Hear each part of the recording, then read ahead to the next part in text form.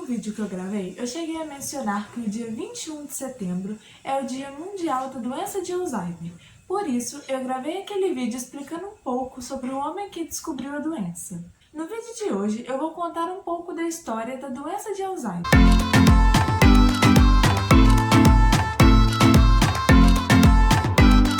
Tudo bem? Eu espero muito que sim. Meu nome é Letícia, seja muito bem-vindo ao canal e no vídeo de hoje eu vou contar a história da doença de Alzheimer. A história da doença de Alzheimer é dividida em 4 momentos muito importantes. Primeiro, a descoberta da doença por Alois Alzheimer em 1906 e 1907. Segundo, a redescoberta pelos estudos de Newcastle nos anos 60. Existem também os anos de invisibilidade da doença. Basicamente, foram os anos que não se desenvolveram muitos estudos sobre a doença. E existe também um quarto momento, que foi o momento que a doença passou a ser notada novamente. No Brasil, a doença de Alzheimer ganhou popularidade apenas a partir dos anos 90. E nessa época era uma pequena faixa da população que tinha conhecimento sobre a doença. Foi nesse período que surgiu a primeira associação de parentes de doentes de Alzheimer, fundada no Rio de Janeiro. E a partir desse momento também começou a se difundir sobre a doença nos meios de imprensa. A palavra demência, que por muitos anos foi relacionada à doença de Alzheimer, surgiu no século XVIII. Mas nessa época era considerada uma doença degenerativa e reversível.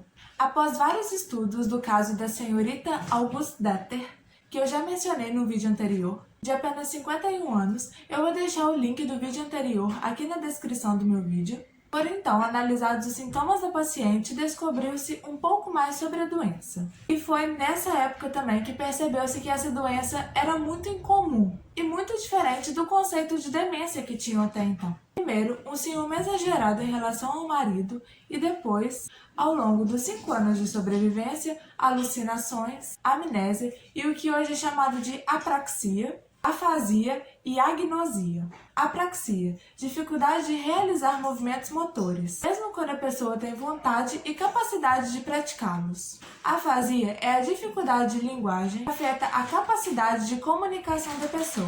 Agnosia é a dificuldade de identificar objetos ou pessoas. Eu apresentei os conceitos anteriores apenas como forma de entendimento sobre o caso. Na época que começaram os estudos da doença de Alzheimer, essa doença era considerada uma doença senil, ou seja, ela era advinda com a idade. Contudo, estudos depois provaram que isso era um termo totalmente contraditório, tendo em vista que a doença de Alzheimer é muito mais grave do que apenas o esquecimento. Entre o abandono das descobertas de Alzheimer e a retomada de seus estudos nos anos 60, permitiu uma visão mais ampla da doença, como envolvendo a pessoa e não somente o processo patológico do cérebro. Essa visão mudou ainda mais em 1952, quando foi adicionado também o fator de personalidade na causa da doença. Durante muitos anos, os estudos ficaram parados sobre essa doença porque muitas pessoas consideravam ser uma doença que aparecesse na população idosa, que normalmente, na época, era uma população um pouco mais esquecida, e eles não viam motivos para realizar pesquisas sobre o tema. Com o avançar dos estudos e a descoberta dessa doença numa população mais jovem,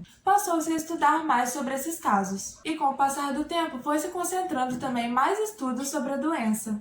Com o avançar dos estudos de que a tendência era ter uma população idosa cada vez mais crescente, foram concentrados mais esforços para entender a doença. Eu espero muito que você tenha gostado do vídeo. Se você gostou, não se esqueça de se inscrever aqui no meu canal, curtir o vídeo e mandar para seus amigos também, porque informação boa é informação compartilhada.